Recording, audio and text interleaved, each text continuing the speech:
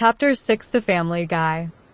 The house had a warm, lived-in feel, a stark contrast to the sterile air of the tunnels. The hum of voices, the clatter of dishes, and the faint scent of something cooking made him pause. For a moment, it almost felt like stepping back into a world that no longer existed.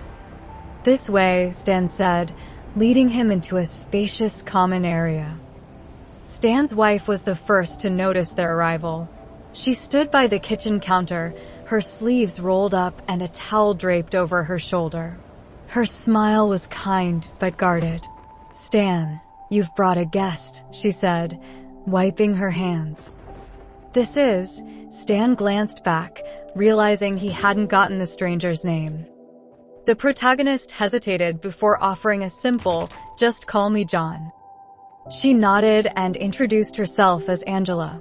The others followed suit: Chris, a wiry young man with sharp eyes, his wife Amy, who seemed more protective than her slight frame suggested, Meg, the bright-eyed little girl clinging to her leg, barely peeking out, Peter, who had an easygoing grin but carried himself with authority, and Steve, tall and lanky, his movements betraying a restless energy. "Grandpa, who's this?" the little girl asked, her voice small but curious. Stan knelt, ruffling her hair. "A friend, sweetheart.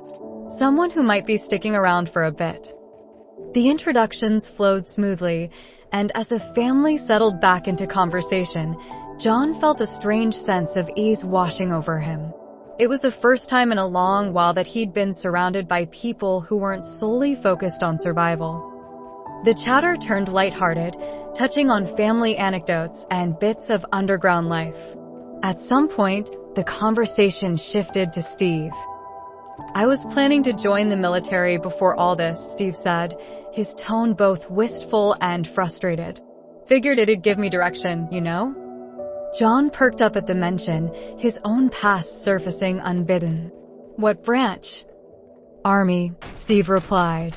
"Had the paperwork ready and everything before the plague shut it all down."